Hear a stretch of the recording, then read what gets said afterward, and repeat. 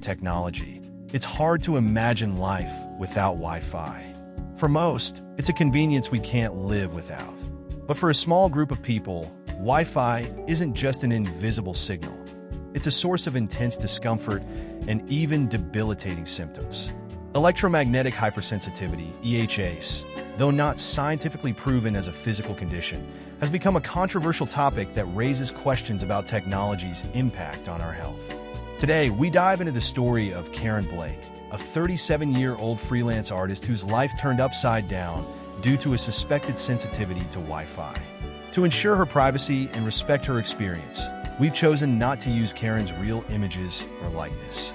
Instead, we've created AI-generated visuals to bring her story to life while protecting her identity. Through these visuals, we aim to present her struggles and resilience in a respectful and engaging way. Electromagnetic hypersensitivity is a condition claimed by individuals who believe they suffer adverse effects from exposure to electromagnetic fields. From severe headaches to chronic fatigue, their symptoms are real, even if the scientific community remains skeptical. Whether it's a psychological phenomenon or something yet to be fully understood, stories like Karen's highlight a growing concern about the unseen forces in our connected world. For Karen Blake, a 37-year-old freelance artist, life seemed normal until a peculiar set of symptoms began disrupting her daily routine. It started subtly, an occasional headache or a momentary bout of dizziness that she brushed off as stress from tight deadlines. However, these symptoms quickly escalated into persistent fatigue, a heavy fog clouding her thoughts, and an unrelenting pounding in her head. She visited multiple doctors, underwent a battery of tests, and even kept a meticulous journal of her symptoms. Yet, no definitive cause was found. The frustration mounted as Karen felt her life slipping out of control. The turning point came when her workplace upgraded to a more powerful Wi-Fi system. She began to notice a pattern. Her symptoms worsened during work hours and seemed to ease on weekends. This observation planted a seed of suspicion. Could the Wi-Fi be the culprit? Karen confided her theory to friends and colleagues, only to be met with laughter and skepticism. Feeling dismissed but determined, she decided to take matters into her own hands. At home, Karen conducted her own experiment. She unplugged her router, turned off her smartphone, and avoided electronic devices entirely for a week. The results were startling. The headaches dulled, the fog lifted, and for the first time in months, she felt like herself again. While this newfound clarity brought relief, it also brought a flood of questions. Could Wi-Fi, a ubiquitous part of modern life, truly be the source of her suffering? And if so, what did that mean for her future? Karen's journey into the world of electromagnetic hypersensitivity began subtly. At first, she ignored the throbbing headaches she felt during her work hours. As a freelance artist, she spent long hours in front of a computer, and she assumed it was just eye strain or stress. However, the symptoms became more frequent and intense, especially after her office upgraded its Wi-Fi network to a stronger signal. Karen started to notice a strange pattern. Her symptoms would ease when she took breaks from her computer or stepped away from her home office entirely. On one occasion, during a weekend getaway in the mountains where there was no Wi-Fi or cell service, her symptoms disappeared entirely. It was the first time in months she felt normal. Curious and desperate, Karen started experimenting. She turned off all electronic devices in her apartment for a week, including her Wi-Fi router. To her surprise, the debilitating headaches and fatigue faded. It was then she began suspecting that the technology she relied on daily might actually be the root cause of her suffering. With mounting suspicion, Karen turned to medical professionals for answers. She described her symptoms: persistent headaches, dizziness, and fatigue. But her doctors dismissed any connection to Wi-Fi, citing a lack of scientific evidence. They attributed her condition to stress or potential psychological factors, which left her feeling unsupported and frustrated. Refusing to give up, Karen researched her symptoms extensively and discovered online forums where others claimed to suffer from electromagnetic hypersensitivity. For the first time, she felt validated. People shared similar experiences and coping strategies, giving her a sense of community and hope. Armed with new knowledge, Karen began implementing changes in her lifestyle. She invested in shielding fabrics, unplugged unnecessary devices, and even started working on her art using traditional methods to limit screen time. While these adjustments didn't eliminate all her symptoms, they significantly improved her quality of life. Karen's life began to revolve around avoiding electromagnetic fields. She replaced her smartphone with an old flip phone, stopped using Wi-Fi altogether, and relied on wired internet connections.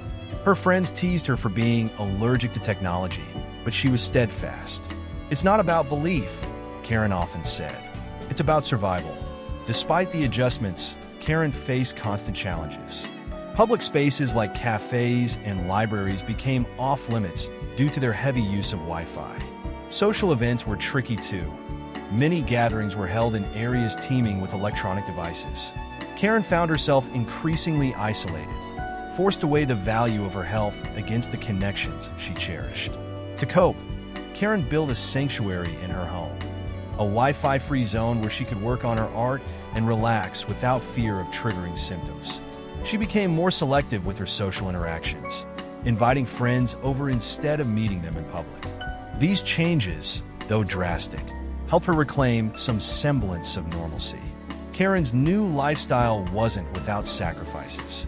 Her career suffered, as she couldn't take on certain digital projects that required extended time online. She also struggled with the stigma attached to her condition. "People think I'm crazy," she admitted, "but I'd rather be misunderstood than in constant pain." Frustrated with skepticism from friends and even family, Karen sought validation for her condition.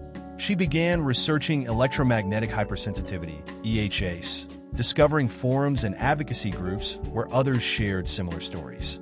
For the first time, she felt understood. "It was like finding a mirror to my life," Karen said, her voice tinged with relief. Karen decided to consult alternative health experts who specialized in electromagnetic sensitivity. Although scientific evidence for EHS remains controversial, these practitioners offered strategies like detox diets, grounding techniques, and the use of EMF blocking materials. While not scientifically proven, Karen found solace in their personalized advice. Eager to shield herself further, Karen invested in EMF blocking gear. Her purchases included shielding fabrics, specialized paint for her bedroom walls, and even an EMF meter to measure exposure levels. "It might look strange, but it gives me peace of mind," Karen explained. Though Karen found some relief in these measures, she remained aware of the divide between her experiences and mainstream science. "I know many don't believe in EHS," she admitted, "but for me, it's real, and I'll keep doing what I need to feel safe and healthy." Karen's daily life revolves around minimizing her exposure to Wi-Fi and electromagnetic fields. She has a strict morning routine that begins with turning off the home's main circuit breaker to limit electricity flow. Only her refrigerator remains powered. "It's inconvenient, but worth it," she says, brewing her coffee on a gas stove. She swapped out her smartphone for an old flip phone, which she uses sparingly. Most of her communication happens through handwritten letters or in-person visits. "Living like this takes me back to simpler times," Karen muses, though the adjustment wasn't easy.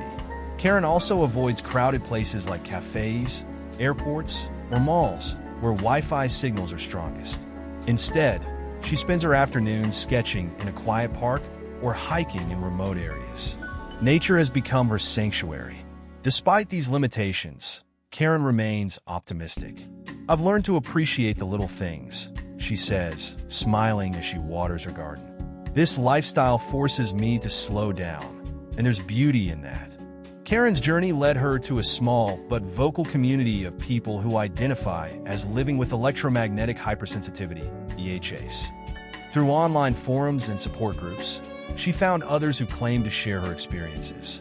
"It was a relief to know I wasn't alone," she recalls, though she remains cautious about some of the extreme views shared in these spaces. Karen also sought medical advice to validate her condition. She consulted with specialists in environmental medicine, but most dismissed her symptoms as psychosomatic. It's frustrating when you know your body is reacting, but the science doesn't back you up, she says. Undeterred, Karen began experimenting with shielding technologies, such as electromagnetic blocking paint for her walls and a canopy made of protective fabric over her bed. Though costly, she found these measures provided some relief. Karen knows that many view her condition with skepticism, but she remains steadfast in her belief. Whether or not science agrees, this is my reality, she states firmly. For her, finding ways to cope and adapt is more important than proving anyone wrong. Despite the growing number of people like Karen who claim to suffer from electromagnetic hypersensitivity, EHS, the debate surrounding the condition remains unresolved. Mainstream science continues to dismiss EHS as a non-physical, psychosomatic disorder. Many researchers argue that there is no solid evidence linking electromagnetic fields to health problems. It's a controversial issue, says Dr. Lisa Feldman, a neurologist specializing in environmental health. Most studies fail to show any direct link. Karen, however, remains convinced that her experiences are real. She believes that modern technology, particularly Wi-Fi and cell phone signals, may impact some individuals more than others. There are studies out there that show links between EMF exposure and symptoms, she says. I just don't think enough people are looking into it. Though Karen is convinced of her condition, she understands the importance of scientific validation. She's hopeful that future research will provide clarity, not just for her, but for the countless others who feel dismissed by the medical community. Ultimately, Karen's journey is one of perseverance. She continues to seek answers and explore new ways to cope with her sensitivity. It's not about proving the world wrong, she says with a smile. It's about finding peace in my own life, no matter what anyone else believes. Karen's story, along with the stories of many others who claim to suffer from electromagnetic hypersensitivity, EHS, remains a topic of significant debate. While science has yet to fully confirm the existence of the condition, these individuals continue to live with symptoms they believe are real. For some, EHS is a daily struggle, a battle against unseen forces that leave them feeling isolated, dismissed, and misunderstood. However, their persistence and quest for understanding remind us that everyone's health journey is unique. Ultimately, Karen's journey is a testament to the human desire to seek solutions, to find peace in the face of adversity, and to challenge the status quo when necessary. Whether or not science fully validates her experience, her determination and resilience stand as a powerful reminder that personal health experiences, no matter how strange or misunderstood, deserve to be taken seriously. Karen's story might not have the answers yet, but her journey toward understanding her health